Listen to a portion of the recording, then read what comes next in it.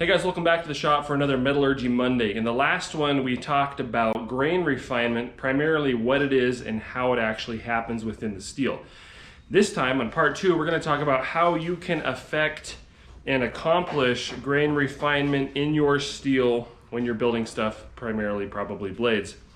There's three primary ways that are straightforward and practical means with which to create and accomplish grain refinement throughout the course of your project.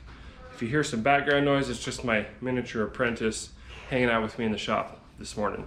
All right, so pay no attention to the freakishly large logo on my t-shirt here. It didn't look that big in the proof, but maybe the next one will be a little more reasonable. Anyway, there's three different ways to affect grain refinement in your project. And the first one is alloy component. The second is forging practice, and the third is heat treatment. We're going to cover all of those in some detail.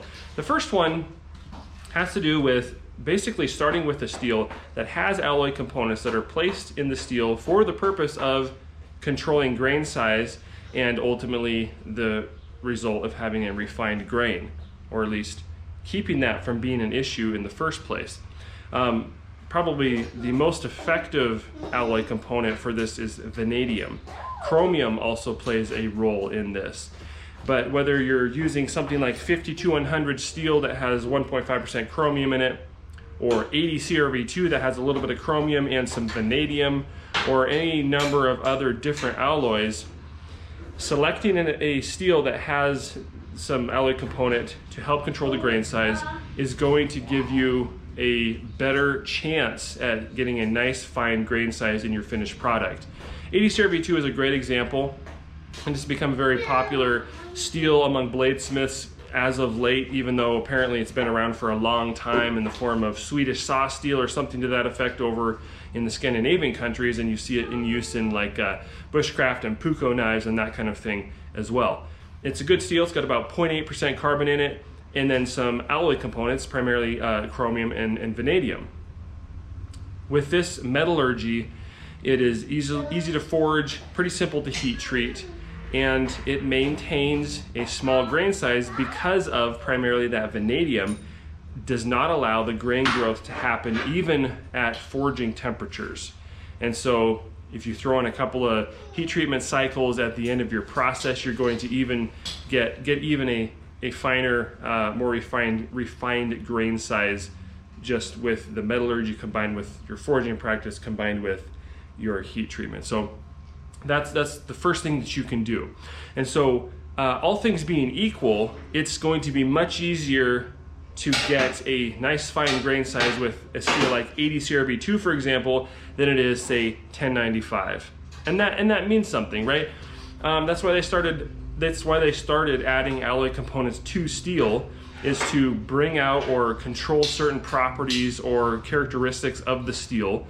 And it's not that you couldn't accomplish this in some other way, but if you can eliminate a lot of labor and time and expense by adding some alloy components, why wouldn't you, right? And so alloy steel is born. And then, of course, combining alloy components allows steel to turn into something that it cannot all by itself with just iron and carbon.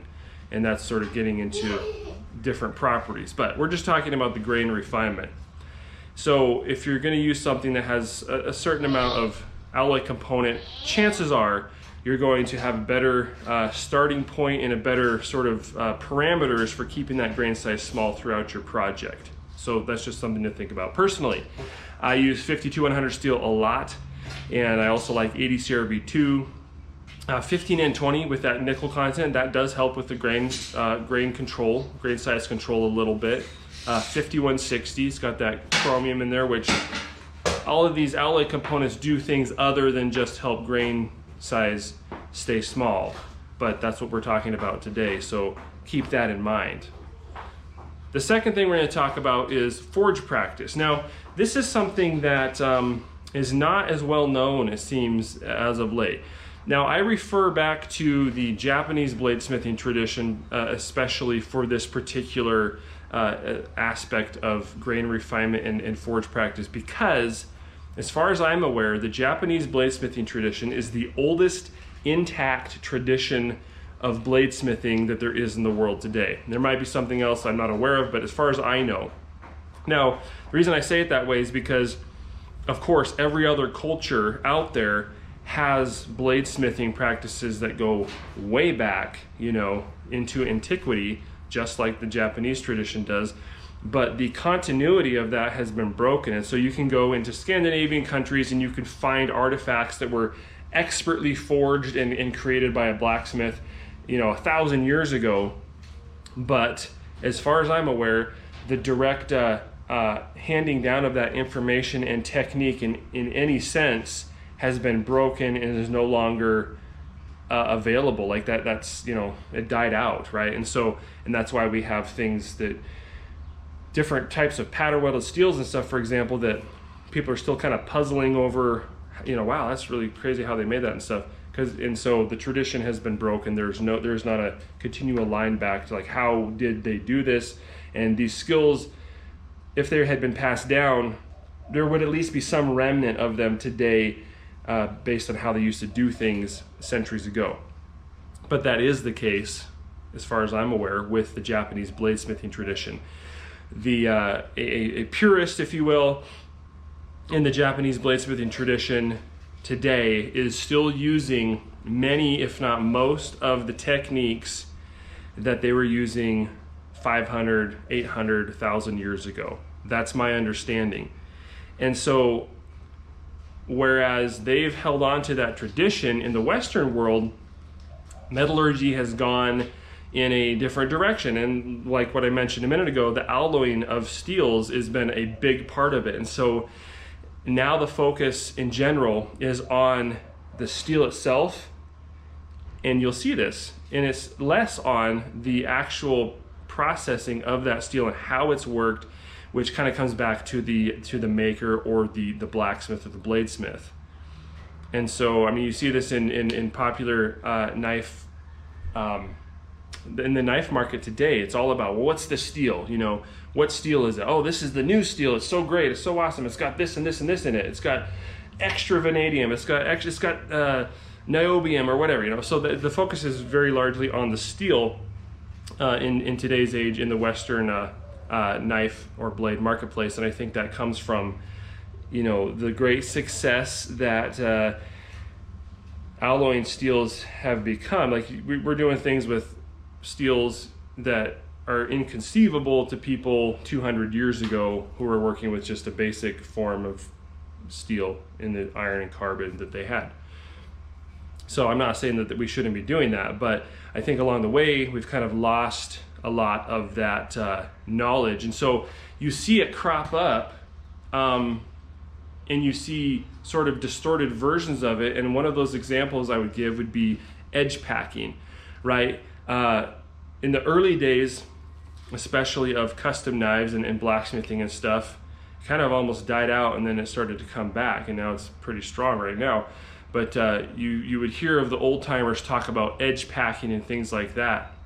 And then in modern day metallurgy, we don't have a knowledge of metallurgy as much as of the working of the steel. That area of metallurgy, I believe, has been sort of atrophied.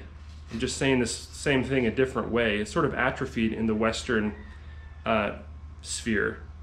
And so, our understanding of steels is more about a basic form of metallurgy and what the alloy components are and that kind of thing. And so when somebody talks about edge packing, it's like, oh, that's a bunch of baloney. That's an old wives' tale that doesn't do anything. And that's not really true. And so, referring back to an older tradition of bladesmithing that's still that was always working with a simple form of steel, is kind of where I have figured out how to reconcile some of these different things. It's true that metallurgy or forging practice and how you work with your steel is going to change depending on the alloy component of the steel. We're not going to do the same stuff that we do with a high alloy steel. In fact, most people don't even try to forge that and don't think you should. That's another subject. But that's going to be different than the way we work with something like 1095. And so there is some truth to these old ideas. but the way that they're currently understood and explained oftentimes is incorrect, and therefore it's not helpful. So what does that all mean? So when you're forging the steel, how can you affect, and that's the other thing too, like the long-standing idea that a forged blade is better than a ground or stock removal blade. Where did that come from? Like, is that still true? And well, first of all, I do not think that people just make stuff up over long periods of tradition. Like, why is that blacksmith doing it that way? Well, he was taught to do it that way by somebody else who was taught to do it that way by somebody else. But nobody just randomly decided to do extra work on something at one point and it didn't actually make it better. Especially in cultures where you're using these tools on a regular basis, there's a reason that, you know, this particular blacksmith has a reputation for really good knives or really good tools because they're better. So if he's doing something, an extra step, he's doing something that we don't understand, well, there's probably a reason, and maybe we should look into that deeper instead of just dismissing it out of hand. And so that's kind of where I'm coming from on that. So how can you effectively impact grain refinement during the forging process? Well, first of all, during the forging process, you've got the heating up and cooling down of your steel, which, depending on how hot and how cold you get it, during the forging process, you're going to have some amount of grain refinement happening through phase change. Now, oftentimes you're not letting the steel cool down far enough to really completely phase change. So that can be minimal, but there is something to that. Now, beyond that, when you're actually forging the steel, there's some amount of what's called recrystallization taking place. As you're hammering that steel and displacing it and deforming it, the structure of the steel is going to recrystallize because of the deformations taking place. That's how the steel moves. We talked about this earlier, I believe.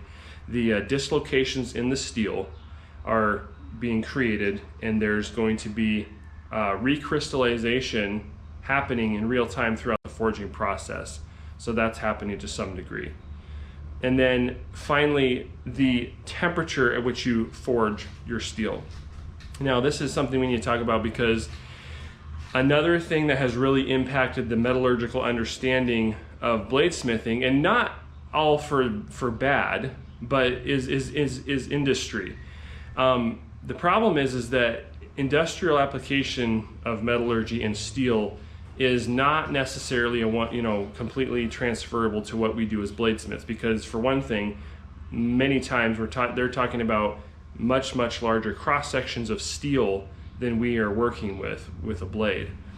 That's just one thing. So like soak times, for example, the amount of time that it takes to get a 1-inch block of steel or a 2-inch, whatever it is, up to temperature to ensure the proper processing is going to be much longer than an 1/8 inch or 1/4 inch thick even piece of steel sitting in an oven. So that's just one example. So while there's a lot of good information coming from industrial metallurgy, not all of it necessarily transfers directly over to bladesmithing, so that's something to be aware of. And so the forging temperature is another such thing. Industrial forging, we're usually talking about large cross sections of steel and moving that a huge amount. And if you don't have your steel up to an adequate temperature, you're very likely going to damage the steel. But that's very different in my experience than doing some finishing forging on your blade at a lower heat, like a low red heat. You're barely moving it. It's not the same thing. It's just not the same thing. And so you'll see people freak out about, you're not forging, you're gonna rinse steel. No, you're not actually. And you can actually do, comparatively speaking, you can actually do quite a bit of forging if you're doing it correctly at a lower heat than what the specs tell you. And now, this is not necessarily true of every single steel, and this is where it goes into understanding what kind of steel you're working with. Because, for example, 01 tool steel is a steel that is more prone to cracking And it's more finicky about the forging temperature that you're working with. But in general, for example, 1080 steel, you can work that down much, much cooler than any industrial application is ever going to tell you. And this can apply to the recrystallization of the steel and in general the grain refinement. But not only that, you should be, this is my opinion and this is backed up by other bladesmiths. I know not everybody's going to agree with this, but in my opinion, you should be forging your steel at a successively lower temperature, or at least nothing higher than the last one, okay? And that is going to help with the overall stress relief of your steel and the grain refinement. Now this does also go back to the Japanese bladesmithing tradition. So you'll notice if you study that at all, they don't have extensive grain refinement processes in their forging practice. And the reason is because they're actually doing the grain refinement from the very beginning that they start forging that blade, and that it does actually work. I've proved this to myself in the past, where I was forging a large Chinese style cleaver knife. It's not a cleaver, it's a slicing knife, but it's like a big square blade. Pretty cool. And I was using 52-100, and I was forging out at a decent forging heat. Now a big wide flat blade, asking for warpage. That's just a prime suspect for warpage. And I finished forging it, and then I ran it through my entire, normalizing, a couple of thermocycles, etc., etc. Finished the heat treat, quenched it, etc. Had a warp, would not come out, could not get it out. Wasn't going to happen. That steel had been affected, even though I was using a standard forging practice. It was warped. It had some stresses in it that I couldn't fix. I had to make the blade over again. This time I was careful about forging at a lower, especially towards the end of my forging process, a lower and lower heat. And so to where I was just, a high red probably. I wasn't moving hardly any steel towards the end there, but I kept that temperature on a graduated scale, and definitely nothing higher than the last forging temperature. That processing, that forging practice allowed that steel to relax and not have those kinds of stresses at the end of the forging process. And I was able to complete my blade. It didn't have that warpage. It turned out great. This is what the traditional Japanese bladesmithing tradition teaches, that kind of practice. And so I've experienced it for myself. There's an aspect of grain refinement and an aspect of stress relief in the forging process, and that's not typically what's taught. Typically what's taught in the Western forging community is you're forging, you're cutting all these kinds of stresses, and then you need to correct that through normalizing. I still use a normalizing cycle, and I still do that, but I have found that it is not a cure-all. You cannot do whatever you want to your steel and then normalize it and everything is just back to square one. That has not been my experience, and I don't think that's supported metallurgically if you really get into the subject. So that's the first part, and then that's the second part, I should say. That's the forging practice. So just to overview real fast again, your successively lower heats during the forging process is going to be one of the biggest things that you can do. And then just the fact that you're forging the steel does have an effect on the grain refinement because of real-time recrystallization in the steel. And so what I want to say here is that your steel should not be worse after you forge it than it was when you started. And I think that's sort of lost on a lot of people in the Western forging practice. It should be at least as good. The condition of your steel should be at least as good grain size wise as it was when you started forging it, and then anything you do after forging it should just make it better. But you shouldn't have a worse piece of steel after forging and then try to fix it from there. That's my opinion. That's the experience that I've had, and that's based on study that I've done. So there's the forging part. The last part is heat treatment. and specifically the normalizing, the temperature, the thermocycles and so forth. Those are going to be very helpful in grain refinement also. Now normalizing, we need to talk about this because it's not about making a grain size smaller as much as it is making the grain size uniform, which is also very, very important.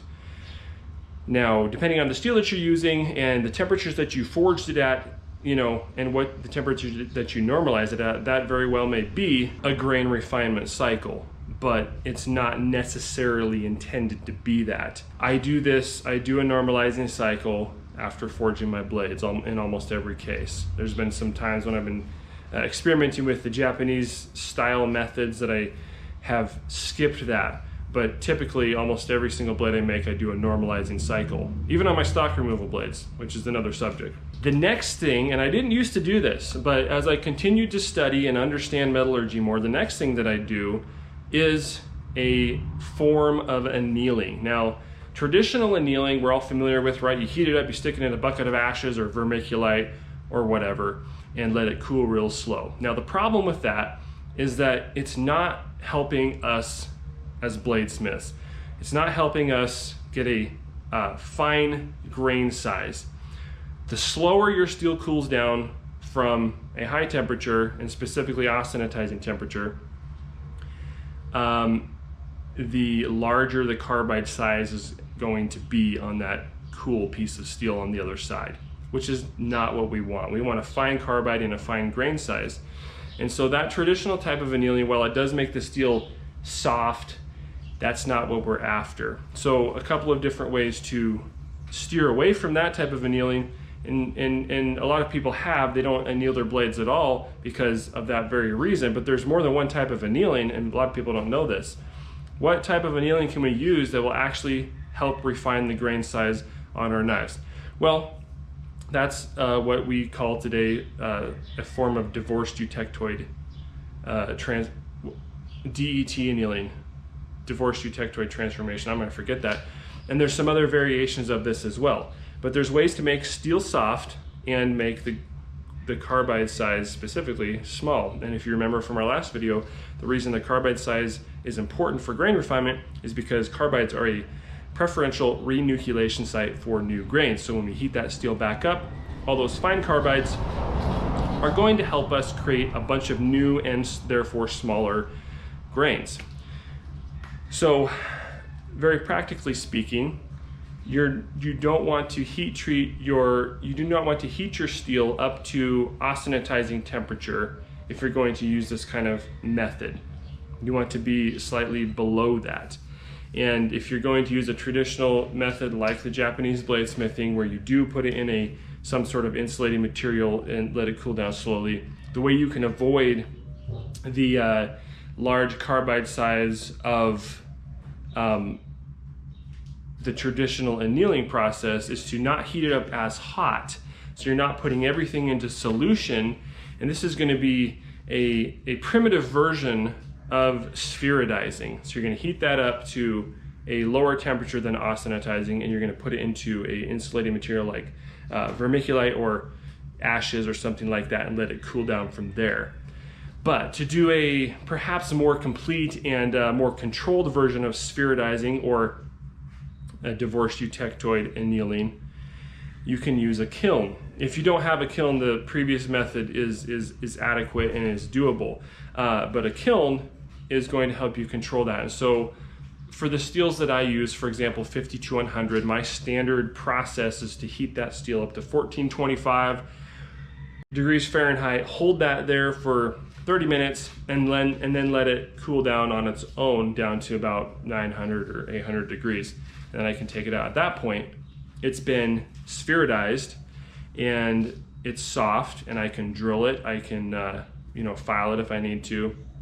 And the carbide size has been reduced. And so we've got a finer array of carbides, and basically it puts the steel into a really good condition to heat it back up to austenitizing for our quench when we harden the steel. If you recall in the last video, that, like I just mentioned, the carbide size being small and and a large dispersion, that's very helpful and important for grain size refinement. Now, typically what I do, and you can do this or not. I don't know if there's necessarily metallurgy to support this. If you've done the spheroidizing stage properly, then it shouldn't really be an issue. But as far as I'm aware, it is true that a pyrolytic state is a fine pyrolytic state. Let me rephrase that. A fine pyrolytic state is the most readily available version of carbon to go into solution from austenitizing. And so I will actually go ahead and do a 1500 degree or maybe a 1475 degree thermocycle after the spheroidizing, but just one to get it into a pyrolytic state. And then I will do my quenching.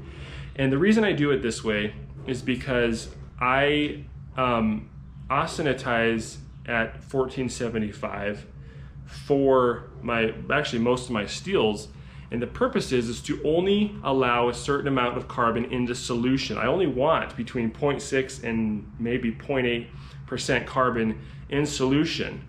Okay, that's going to get me the hardness level, as hard as you're really going to get without getting into plate martensite.